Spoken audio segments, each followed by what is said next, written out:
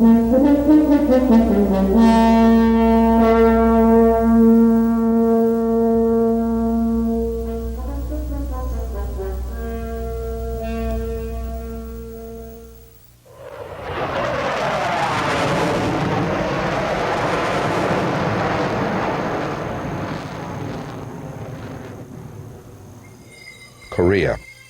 November 1st, 1950. The air is cold and thin above this mountainous landscape. It is 4 months after the start of the Korean conflict. The United Nations Air Command consists mostly of warbirds left over from another conflict, which ended just 5 years before, the Second World War. This afternoon, 5 aircraft, an English Mosquito bomber, and 4 Mustangs are patrolling near the Yalu River. It is mostly routine. There's no significant threat posed by the tiny North Korean Air Force. After initial reverses, the UN forces have staged a stunning comeback that placed them well into North Korean territories. Ahead lies the Yalu River, the border with China. And this question, with the defeat of the North Koreans impending, will the Chinese intervene?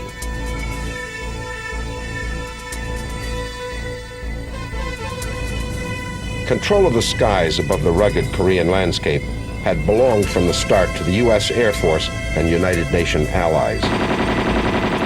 North Koreans piloting propeller aircraft had proven no match for the P-51s and their pilots, many of whom were combat-tempered veterans of World War II. But in the last weeks of October, there were reports of new aircraft amassing across the Yalu in Chinese territory. Modern F-80 jets had been assigned to fly interdiction raids and stood ready to defend against a more aggressive adversary. But was this show of force just a bluff? What would happen next? Yo, Mickey, won't slip. Only at 2 o'clock. I got up to meet him. Jesus, that thing's fast. I've never seen anything like that before. Mosquito, this is squadron leader. I'm going to cover you. I'm going to try another shot.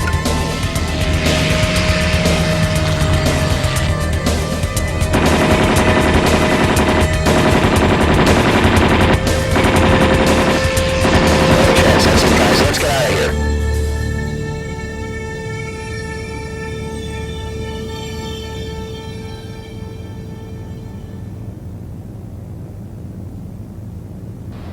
This was it, the new Russian MiG-15 jet, a light single-engine fighter known as the world's first operational swept-wing jet. 6 days later, on November 7th, the MiGs came up to meet our F-80s from the 51st Fighter Interceptor Wing. 2 things were made clear that day. First, the MiG-15, with its swept wings based on captured World War II German research, was a decidedly superior aircraft to our frontline F-80 Shooting Stars.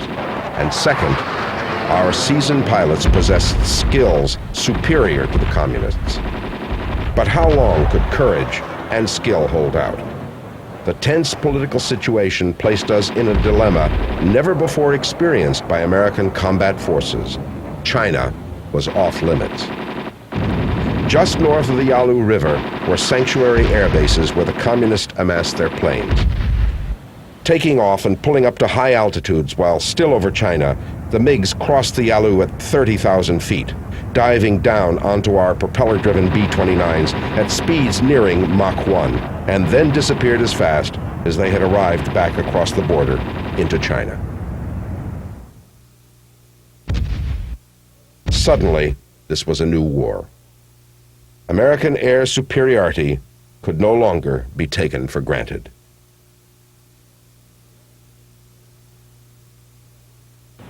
In one quick stroke, the MiG had rendered every American plane in the Korean theater obsolete. What would America's answer be to this dramatic demonstration of technological superiority? This represented the third time in recent memory when our armed forces had been surprised by new fighters in the field. In spite of warnings from the men of the Flying Tigers, many were surprised by the revelation of the Japanese Zero at the outset of World War II. Near the end of that war, the Me-262, the world's first operational jet fighter, had shocked P-51 pilots as it sped past them. Now here was a new swept-wing threat, fully 100 miles per hour faster than our frontline F-80 Shooting Star. Once again, the ball was in our court.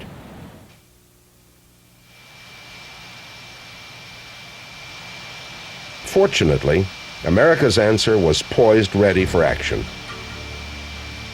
Already in limited service back in the States was a new jet, the first example of an aircraft that would make history around the world, the North American F-86 Sabre. The Sabre created the name and form of what was to become one of the most famous family of aircraft of any era. The story of the F-86 begins in the late days of World War II, when North American Aviation, makers of the famous P-51 Mustang, proposed several possible designs for a jet fighter to the Navy. In May 1945, a contract for 3 prototypes was produced. About the same time, the Air Force decided they would like to develop a plane along similar lines. And North American designers were asked to evaluate German research data on swept wings for the program. The Navy balked at this proposal since it required a considerable delay in the delivery date. But in November, the Air Force gave the go-ahead to this radical departure, thus clearing the way for the development of America's first swept-wing jet fighter. These new orders took North American designers back to the drawing boards. An all-new design was created, starting with a fuselage similar to the Navy plane, but adding a set of wings gracefully swept back at 35 degrees.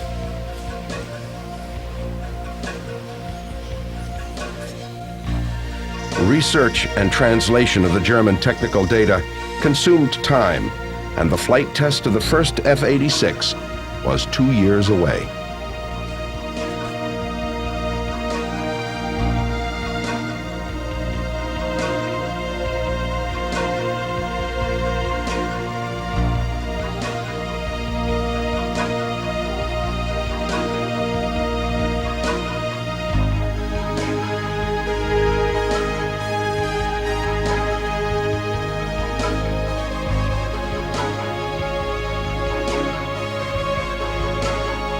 Continued development of the Navy plane led to the straight-wing FJ-1, which was succeeded by the swept-wing FJ-2, 3, and 4.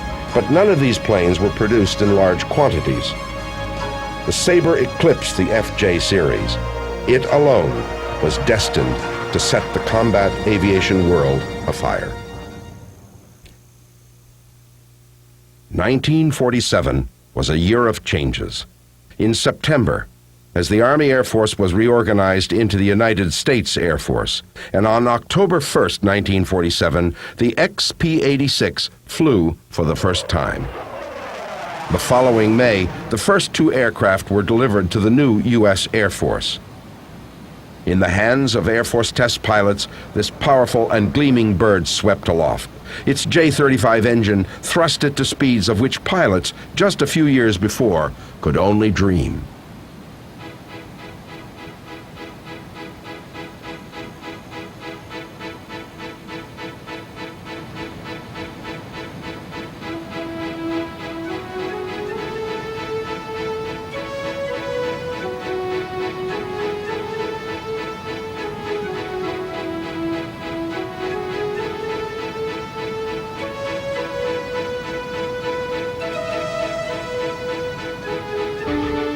Like the later Mustangs, this bird was delivered in all its sleek silver-skinned beauty, and for good reason. Later tests of F-86s in camouflage paint lost fully 20 miles per hour from their top speeds.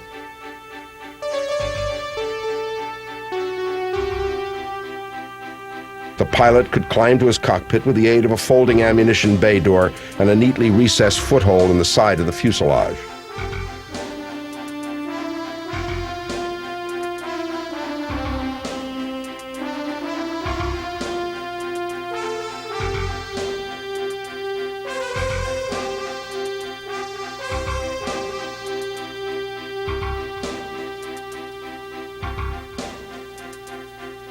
The high subsonic speed of the F-86 demanded a new hydraulically assisted flight control system.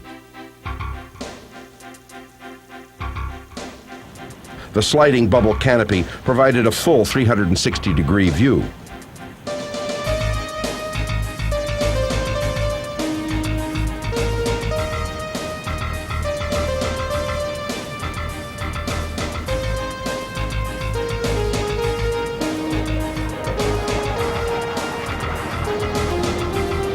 The aft fuselage featured 2 lateral dive brakes that could be extended for landings.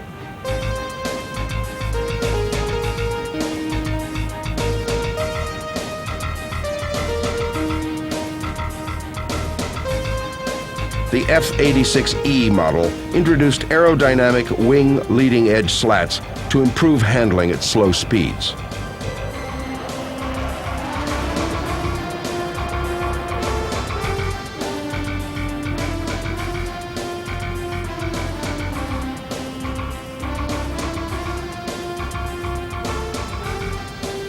Putting it through its paces, there could be no doubt.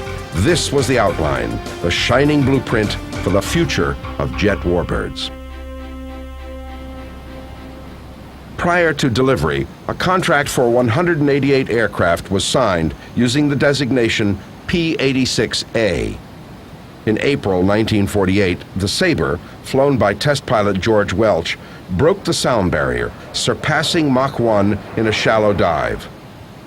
In June, just as the first production Sabres were being rolled out, the Air Force changed its designation from P for pursuit to F for fighter. F for fighter, a new designation for a new plane. The F-86A Sabre was delivered. A fresh chapter in the jet age had begun.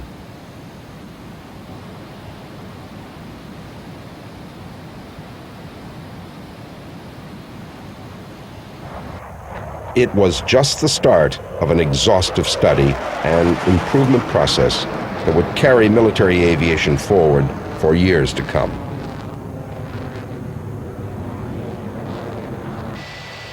Almost immediately, the next order of Sabres was upgraded to the new J-47 series of engines with 5,200 pounds of thrust. Later modifications included a J-47 series with an afterburner installed in the F-86D.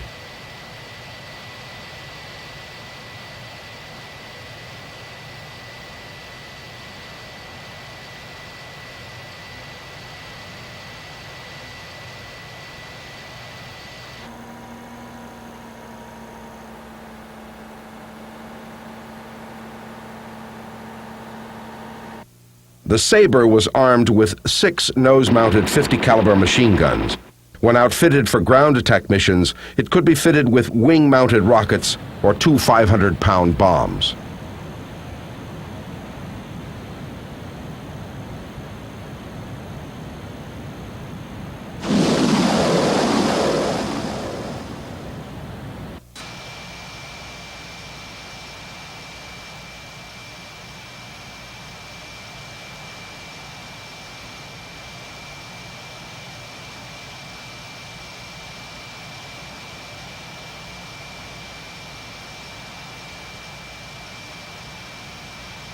Extensive testing went into another recent innovation, a special ejection seat for the pilot.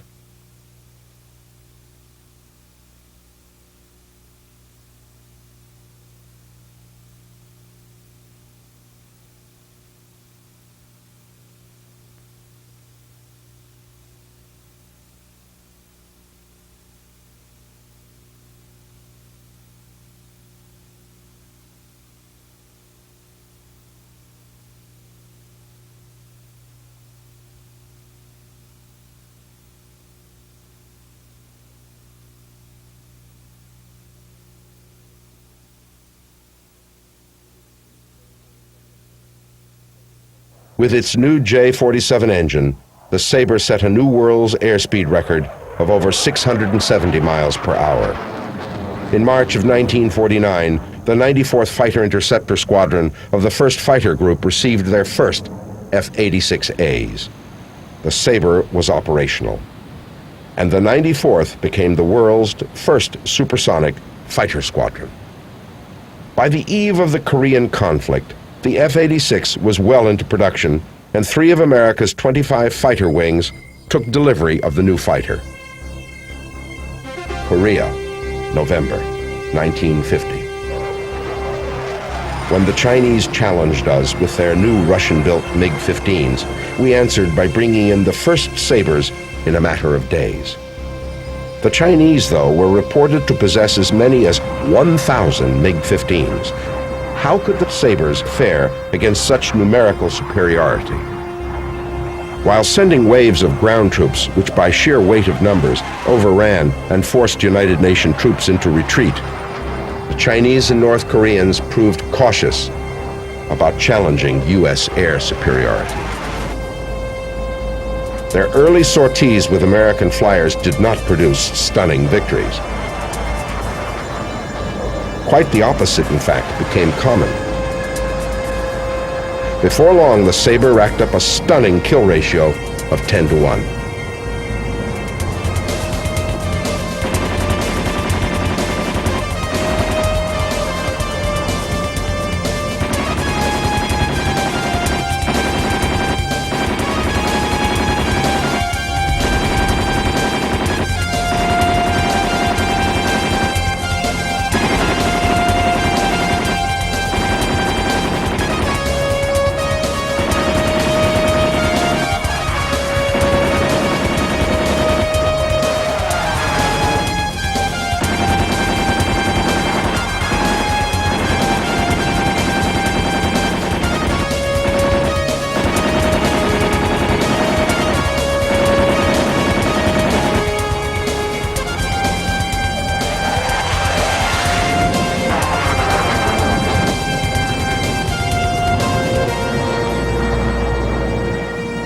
But even such impressive air victories could not win the war alone, and all eyes turned to the ground, where tremendous numbers of Chinese troops forced UN forces into a long march and inevitable retreat. Advanced air bases were lost as the Chinese and North Koreans advanced. The Sabre was not designed as a long-range fighter, and before the end of December, the F-86 was forced to withdraw to Japan, while C-119 flying boxcars provided supplies for the retreating troops.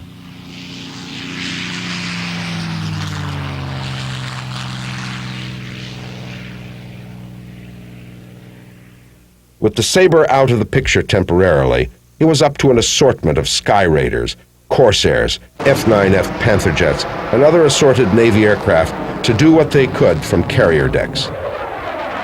B-29 raids were halted as the superforts fell prey to attacking MiGs. Navy carrier planes carried on valiantly with vigorous interdiction missions and held the air as best they could until land bases could be regained.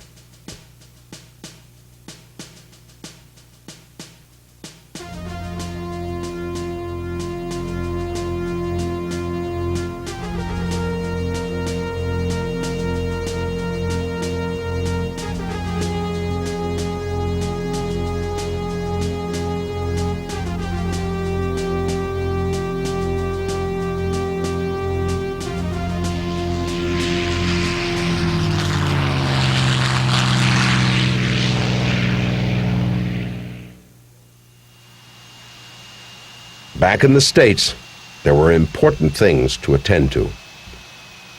It was inevitable that venturing into a radical departure from tradition as a swept-wing design would bring with it problems and new discoveries that would take time to work out.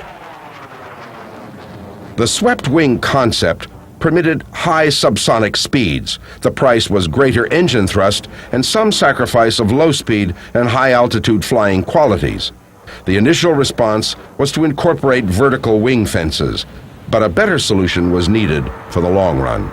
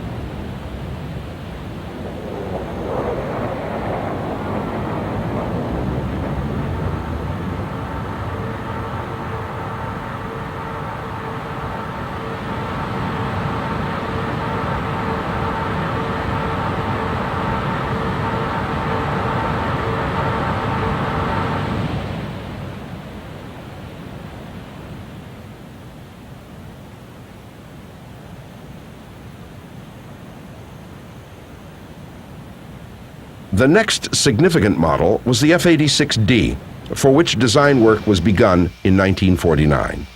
This was to be an all-weather fighter deployed in the U.S. as a mobile airborne interceptor assigned to the Continental Air Defense Command.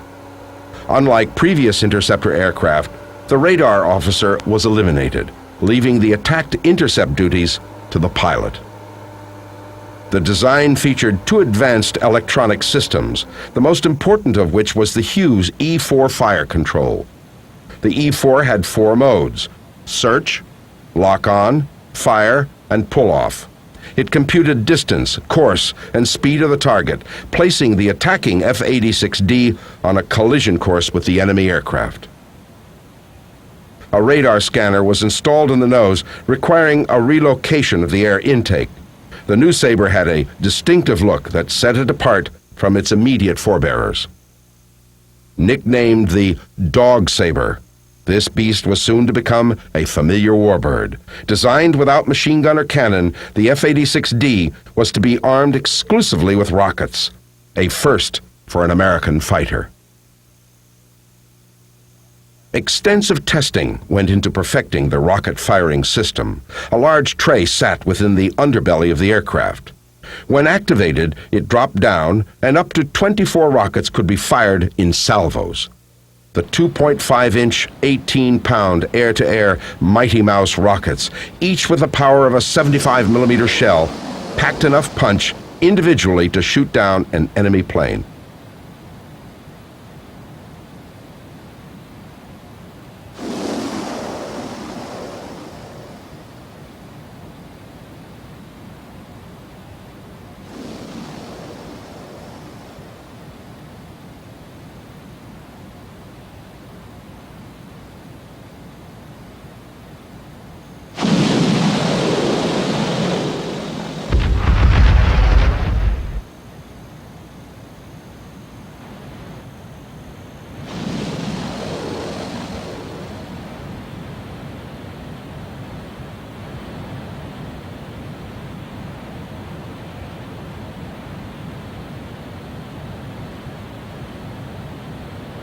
The engine chosen for the D-Series Sabres was the J-47 GE-17, which was fitted with an afterburner to deliver 7,650 pounds of thrust and set the casual observer on his ear with a neck-snapping 707 miles per hour top speed.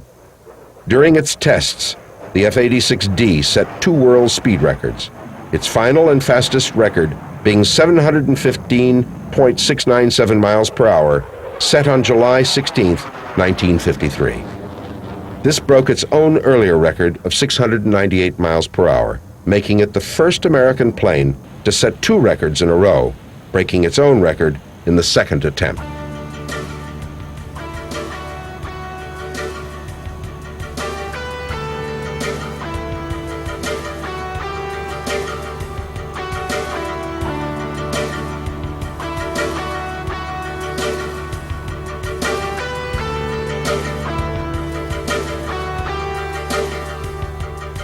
In the end, 2,504 Dog Sabres were delivered.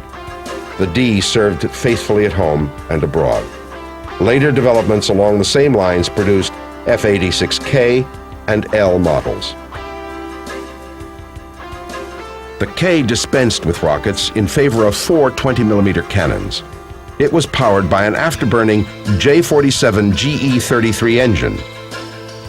One of the earliest Air Force planes to utilize post-war advances in radar, the D-Sabre led the way through the Cold War and served as an early step toward modern-day technojets with computers, advanced radar systems, and highly advanced guidance systems, keeping the U.S. Air Force constantly poised on the cutting edge of defense technology.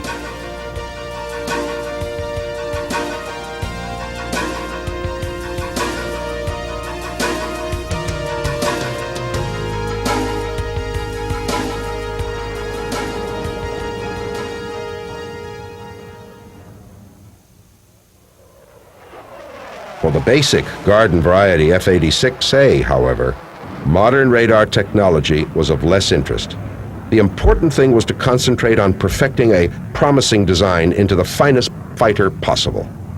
a fighter that could meet and beat any adversary on its own terms in that classic aerial showdown with no points for second place, the dogfight.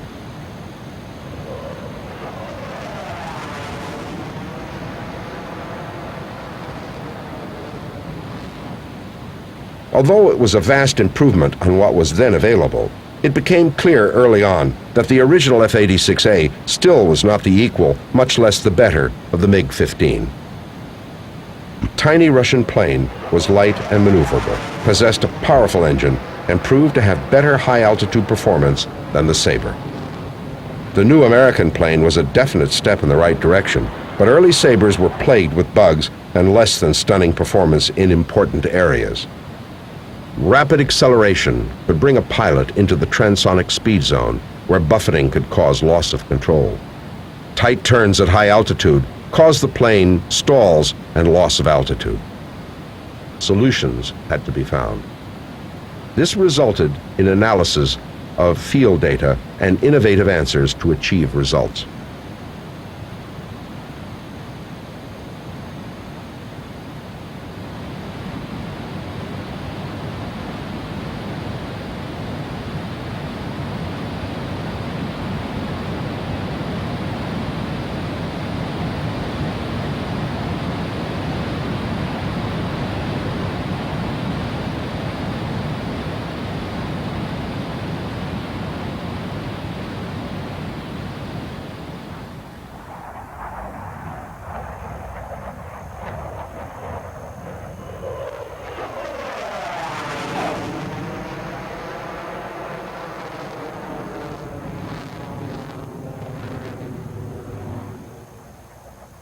The first step in this direction was the development of a new horizontal slab tail, increasing the limited area and strength of the elevators.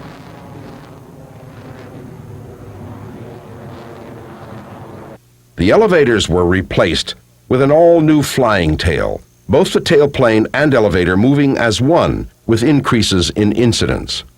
Inside, an entirely new control system formed the interface between the pilot and the flying surfaces. Due to high-speed maneuvering requirements of the F-86, the previous design of the manual cable pulley flight control was obsolete. The solution was a hydraulically powered surface actuation system with accompanying bell cranks and tubular push-pull linkages controlling ailerons, rudder, and elevator.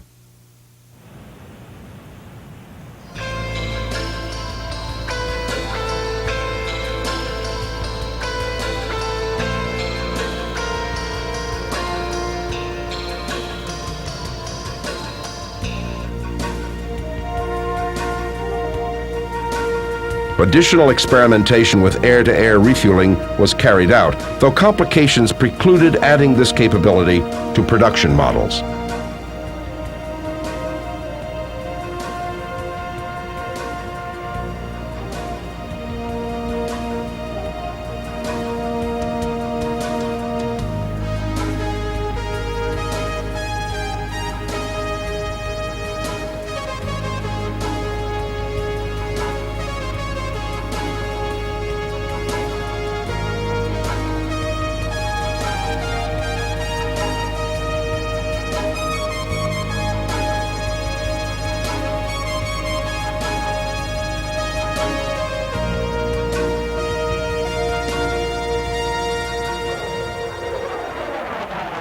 Rate of climb of the new plane, dubbed the F-86E, was 7,000 feet per minute. The new Sabre was capable of Mach 0.9 at 30,000 feet. In a high-speed dive at high altitudes, it buffeted only slightly. Near Mach 1, the plane flew easily and remained under complete control. As speed was reduced over the transonic range, buffeting increased only slightly. Another significant change was in the air. As early as 1949, Canadair of Montreal had signed a contract to build 100 F-86A style Sabres for the Royal Canadian Air Force. Early in production, however, the decision was made to change these aircraft to the new E version, then in development. Shortly after Canadian production began, the United States Air Force asked Canadair to deliver 60 F-86Es to supplement their needs for Sabres in Korea. The resulting planes were used both in Korea and in Canada. So thorough was the coordination between North American and its licensee in Canada that their first F-86E flew only 2 weeks after the American-built prototype. Before production of the E version ceased, Canadair had delivered 350 planes.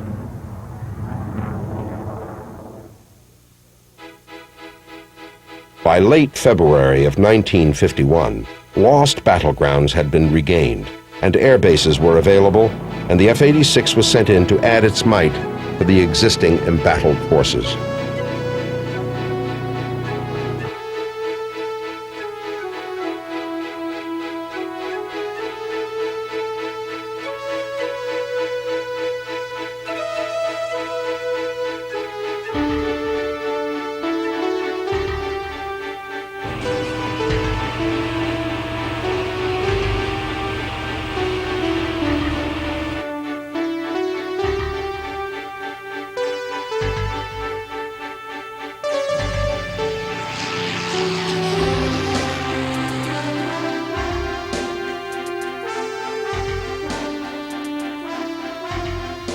Back in force, the Sabres escorted B-29s on interdiction raids and regularly met the MiGs in combat.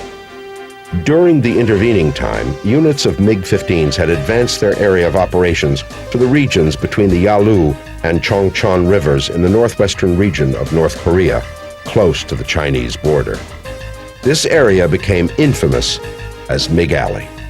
Here, MiGs would take off from their conveniently out-of-bounds Chinese bases, cross the Chinese-Korean border at high altitudes, and prey on UN interdiction raids.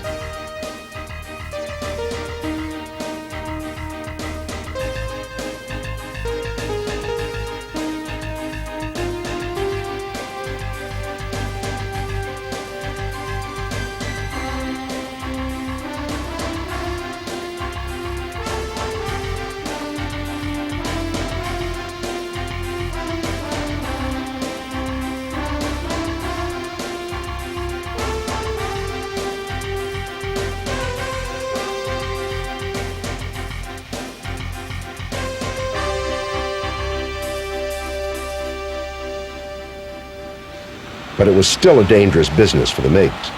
F-86s exacted a stunning toll on the Russian-built planes. American pilots spent a great deal of ground time speculating on the makeup of the pilots who faced them in combat. Clearly, there were inexperienced North Koreans as well as crack Chinese pilots in the MiGs. Contemporary reports suggested that their experience range ran the gamut, and increasingly frequent, though unconfirmed, reports suggested that Russian pilots unofficially took part in these attacks as well. Suspicions arose when American pilots intercepted radio communications in the Russian language, and before long, it was an open secret that fresh Russian airmen were being put into the planes that infested MiG Alley to test their skills in actual combat. No Russian pilots were ever captured, as most of this combat took place over ground held by North Korean and Chinese forces.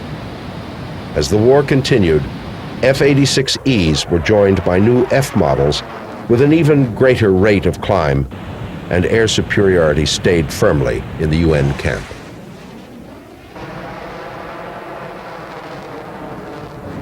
Development on the F-86F was begun, and as data from combat experience poured in, new features were planned. The need for still greater power was answered by the J-46 GE-27 engine with a new top of 6,100 pounds of thrust. Modified installations of hydraulic main and emergency system lines made susceptibility to combat damage less likely.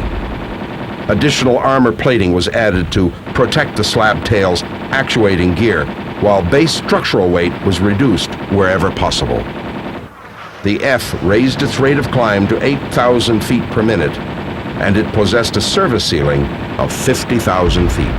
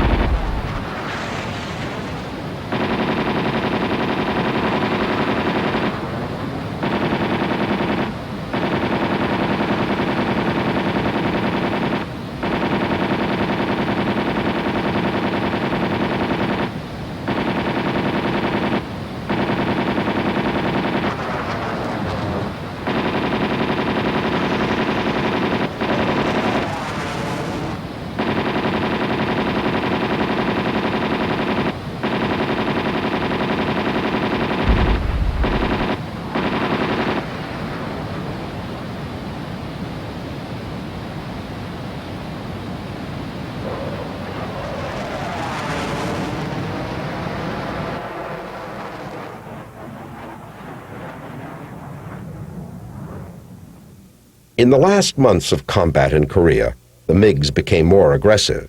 The result? Their losses were staggering. In May 1953, the Sabres claimed 56 enemy aircraft downed while losing only one F-86. In June, 76 MiGs bit the dust while Sabres returned to base unscathed. Before the end of the war in late July, an additional 32 enemy fighters were destroyed by F-86Fs. Overall, the latter part of the war had seen Sabres reach an average kill ratio of 14-1, counting all models in use. The figures were in. American flyers and American designers had been challenged and had come through victorious. It is a measure of the special contribution of the North American F-86 that all 36 of the American aces to emerge from the annals of the Korean conflict had achieved their victories in Sabres.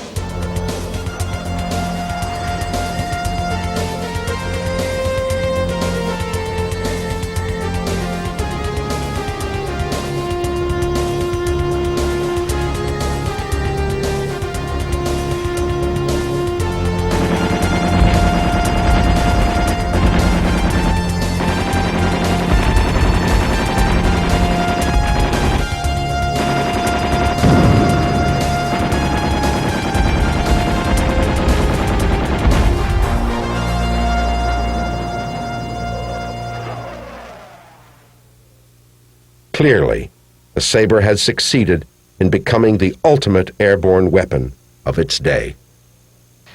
But the story of the Sabre does not end in 1953 with the close of hostilities in Korea. This new limited war brought with it a new Cold War of threats and tensions between superpowers.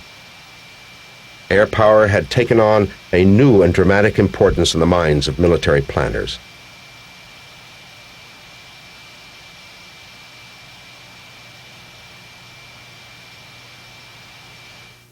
As the ground conflict came to near stalemate during lengthy peace talks, the air war had continued unabated. Clearly, it was essential to maintain air superiority, research, the development of newer and better designs, and the continued refinement and updating of already proven aircraft.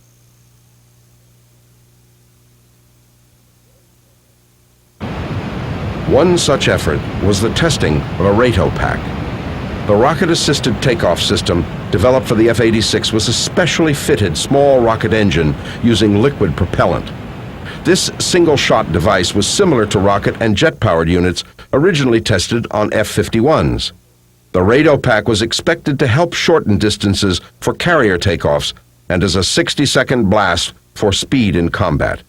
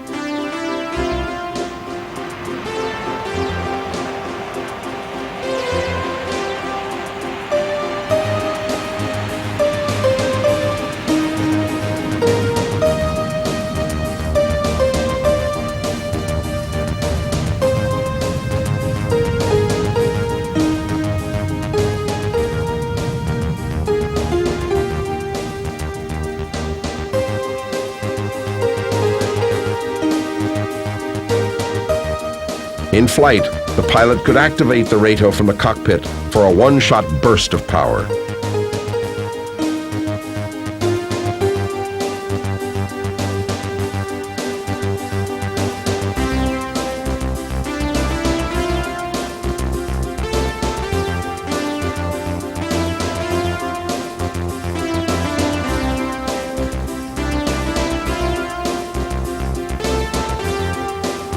The test project was discontinued when its actual need in combat did not justify its installation.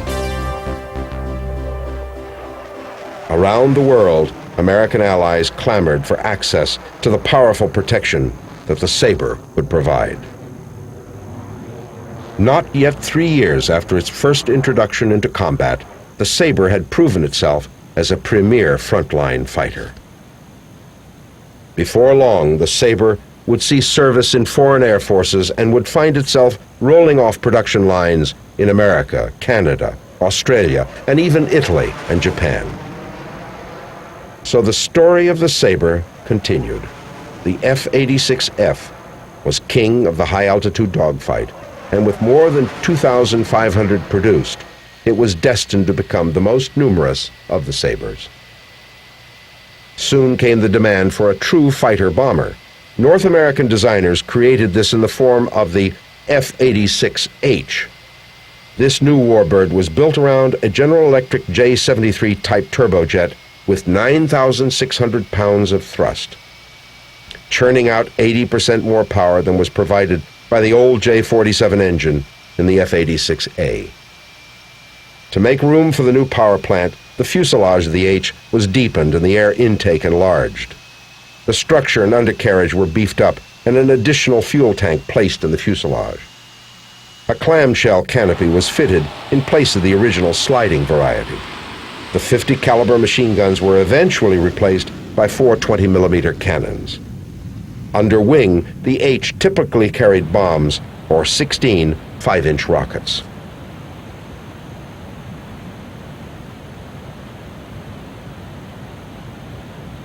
By 1955, Sabre production lines were winding down. Most, including the Japanese-based line, were in preparation for North American's new fighter, originally known as the Sabre 45, now given the designation the F-100 Super Sabre. In February, the Air National Guard, together with the Japanese Defense Force, placed a final order for 500 F-86Fs, making the Sabre F one of the very few fighters ever to be reinstated over a year after production had been phased out.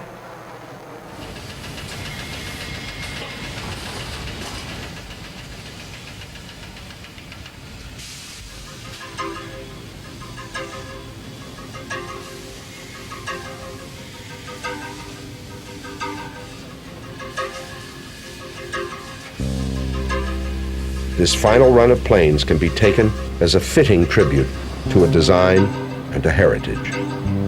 A family of planes whose genesis had begun 10 years earlier, in the final days of World War II, when a designer first drew swept-back wings on sketches of a fuselage already in development.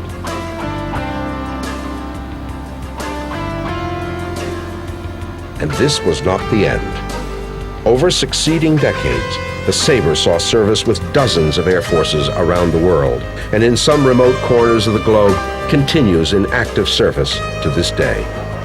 The familiar stubby design became, through film and television, probably the most recognized jet of all time. To a generation of youngsters, the Sabre was the American jet fighter. She served her country with distinction through escort, dogfight, and interdiction. Men who flew her gave her their unwavering respect and affection.